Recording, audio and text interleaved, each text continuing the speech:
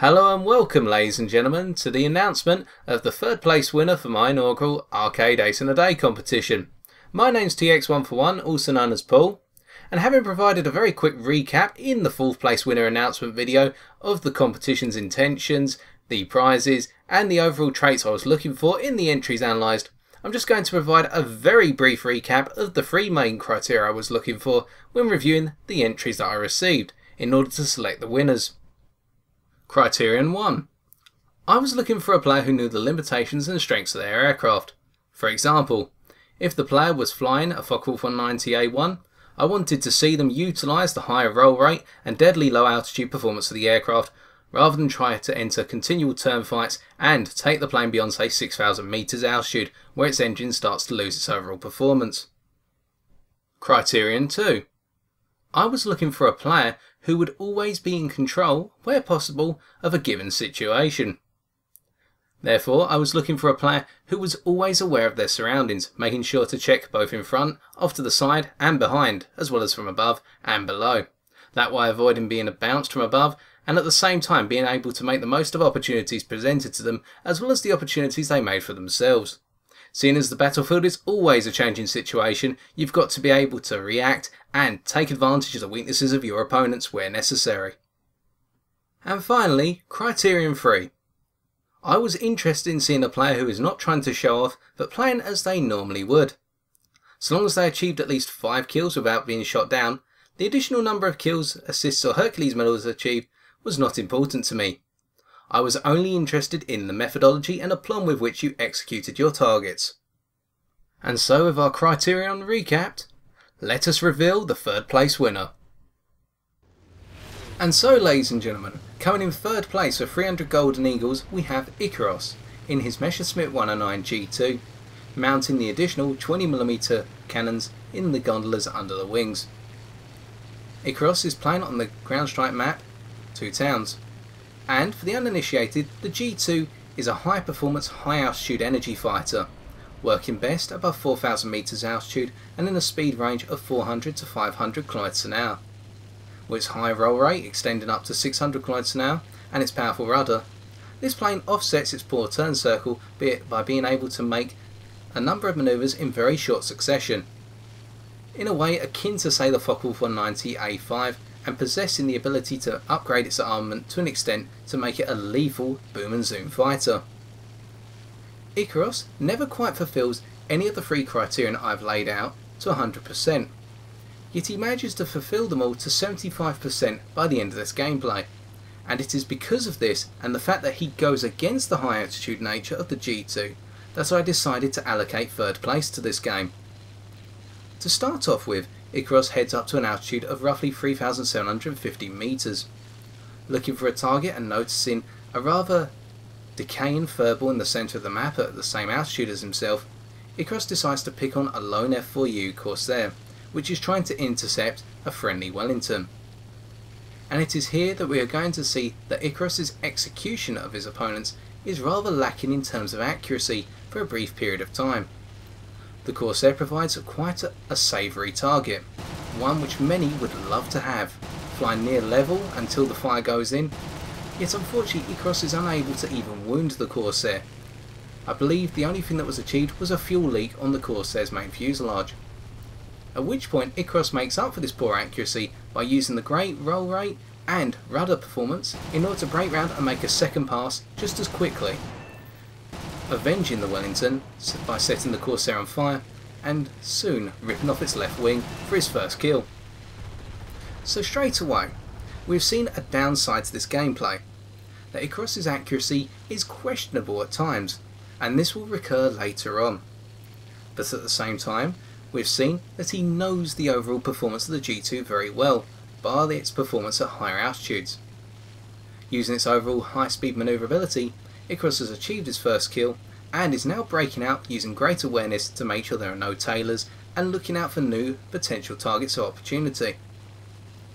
Whilst rebuilding his speed and altitude position, he notices a Messerschmitt 109 F4 trying to intercept a friendly SB2M attacking the enemy bases. This time, Icaros is going to make up for his deficit in the previous pass. Realising that the F4 is trying to get ever closer to the SB2M, he's got limited time to make his shots count. Yet here, as the Y9F4 lines up for a perfect shot, Icaros takes advantage, setting the F4 on fire and obtaining his second kill. With the SB2M saved to fly around and drop another load of bombs on the base, Icaros is once again displaying overall awareness, looking behind and keeping an eye on the ever-changing situation on the battlefield to avoid being bounced, and at the same time picks up a P-47 Thunderbolt, which is another target of opportunity. The Thunderbolt has managed an interception on the SB2M, unfortunately compromising the SB2M's fuel tank by setting it on fire. But at the same time, Icaros is already prepared to deliver swift retribution.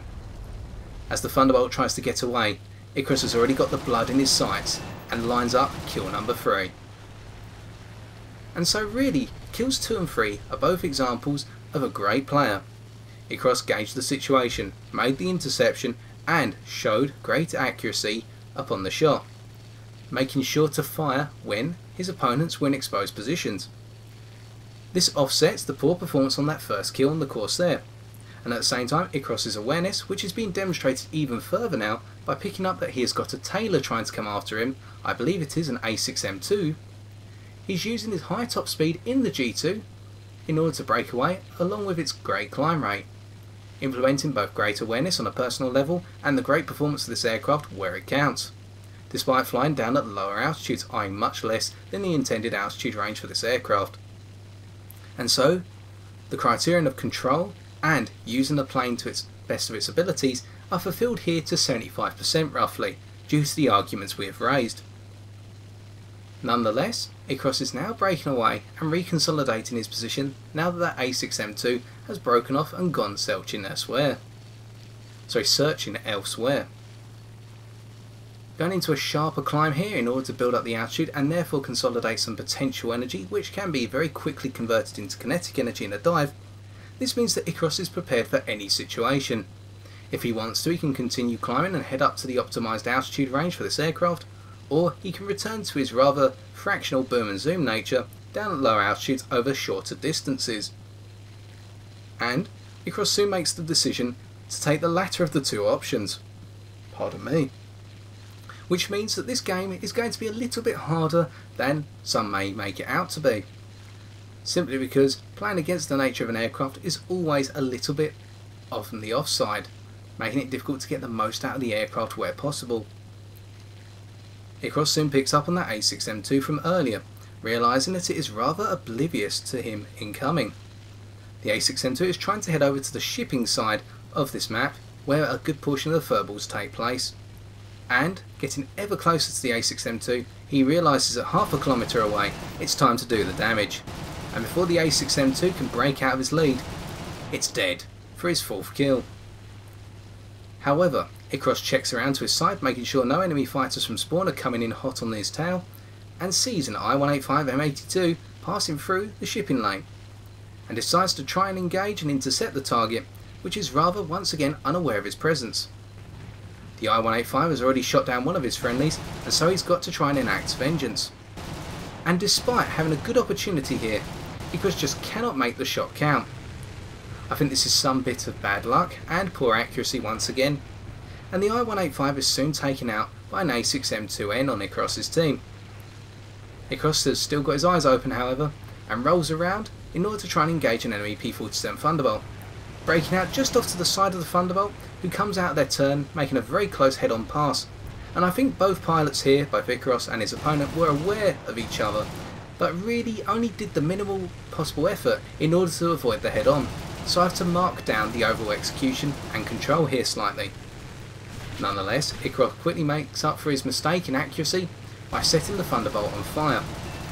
Yet unfortunately, he just cannot get the kill, leading to another assist. Yet we're not accounting for assists here. So 4 kills still in the bag and not a 5th. Icaros decides here not to lose his temper, but rely on patience in order to be the virtue of the day. Breaking away in order to get out of what would eventually be a slower speed turnfight situation, Icaros is rebuilding his altitude and making sure to keep his speed at roughly 305 km an hour, dropping it only when he's got clear of the furball. Going into a loop here, or an Immelmann, Ikaros realises that now he's got the ability to really make the most of what is an enveloping furball around the shipping area. Levelling out at just under 1000 metres, he's building up his speed after that Immelmann. Reason being, and most likely reloading here as well, a good number of targets are gradually making their way over.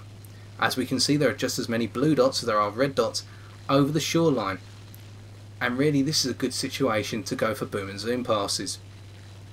And so, without further ado, Ikaros begins to make his way over, and with the altitude he built from that Immelmann, he has now gone into the 400 to 500 km/h speed threshold of this aircraft, meaning that he can use his G2 at the full extent, even extending this up to 550 km/h. He fires on a P-63A5 King Cobra, not doing much damage but forcing it to break around. And, opening fire once again, he gets his 5th kill, an ace in a day, taking off the tail of that King Cobra. At which point, he now breaks round onto another target, which I believe is either a Zero or a KI-61. Unfortunately, due to the camera rolling quite heavily, he cannot get a shot onto target, yet he has now got a KI-61 on his tail, but he is keeping into a very wide arc turn using the rudder. And as a result, a friendly A6M2N is able to obtain the kill and get the KI-61 off of Ikaros' back. And I have marked this up very nicely here, along with the successive pass on an LA-5F, allowing Ikaros to get kill number 6. Ikaros could have just relied on the overall elevator response and the ailerons to try and bleed out the overall firepower of the KI-61 and allow his friendly A6M2N in order to get the kill and save his life. But instead, by applying the rudder in order to extenuate that turn and therefore hang his aircraft in position a little bit longer, Ikaros managed to bleed out most of the fire from the KI-61 and endure what was left of the firepower that managed to be accurate on his plane. And that means that Ikaros has got a G2 right now that is in very good condition and can try and go for another kill. Yet unfortunately, the enemy PBJ-1 here is taken out by a friendly Lag-3, and so Ikaros has to break away and reconsolidate his position once again. Nonetheless, that furball with 6 kills in the bag highlighted how Ikaros was in control of pretty much every circumstance. Even when an enemy plane got into his tail and the camera decided to mess around with him a little bit, he still managed to make sure that his opponents weren't able to get decent shots on him for long enough. And this meant that any friendly planes in the vicinity could swiftly enact retribution onto his pursuers and therefore keep him alive for the rest of the game. Of course, when you are in the furball, as I have found, it is very difficult to keep overall control of the situation. You will always get a tailor on you, and you can either try and manoeuvre out the way or manoeuvre yourself into a position whereby your opponent has got the weakest possible firing position and is most likely to bleed out their energy and be taken out by a friendly. And that is exactly what Ikaros done. And so, the game is about to come to an end. With the rewards now in, we're just going to recap why I selected this gameplay.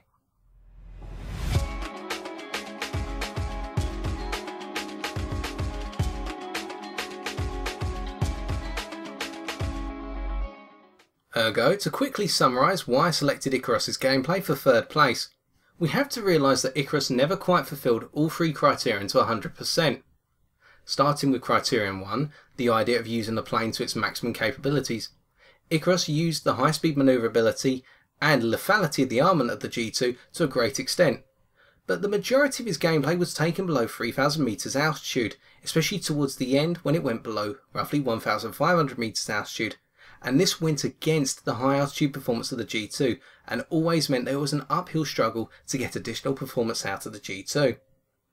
In the second criterion, which was the idea of being in control, Ikaros displayed great awareness throughout this game, and whilst he did enter a furball and have a tailor in the form of KI-61 break up onto him, he made sure to extenuate a very sharp turn on the rudder in order to cause the KI-61's firepower to go wayward, and that which hit him was endured by the rough durability of the G2, and a friendly A6M2N could always break onto the back of the KI-61 and take it out, keeping Ikaros alive for the rest of the game. As a result, Ikaros was in control for all these circumstances, yet the rather close head-on with the P-47 Thunderbolt in that furball, which was an extent avoided by the fact that Ikaros and the Thunderbolt player were both aware of each other and tried to break away from a head-on collision, I still have to mark it down, simply because it was a very close head-on and it could have gone completely wrong. And finally, the third criterion, the idea of a player playing naturally and executing targets with aplomb. For the most part, Icaros played very cleverly and implemented the performance of the G2 to its full extent because he was aware of it. At the same time, however, his accuracy was off in two major situations, the pass on the F4U Corsair to begin with and his pass on the I-185. Yet, some of this was due to bad luck, and I would say that perhaps he was just having a bad day with some shots not going onto target. And especially with the camera rolling when he went into a head-on with an A6M2, which was avoided quite easily, Icaros had some poor luck and perhaps some poor judgment in terms of his overall shot placement. And that is why, ladies and gentlemen, I have selected this game for third place. Because on the whole, Icaros went against the odds and demonstrated to us that a Messerschmitt 109 G2 is not just for use as a high altitude fighter in a boom and zoom capacity, but can be used below 3,000 metres in a like-for-like fashion, albeit with a little bit more patience and determination. With that being said, I'd like to extend my congratulations to you, Icaros. You showed us that whilst you were flying a high altitude fighter made for boom and zoom, your patience, determination and dedication allowed you to achieve an ace in a day with quite great execution on the whole, with just some minor mistakes and perhaps some poor luck in between. And so, if you personally feel that Icaros was judged too heavily in this gameplay by myself, or should have been judged a little bit harsher, why not leave a comment in the comment section below. Yet, until next time, ladies and gentlemen, take care and good luck in the skies.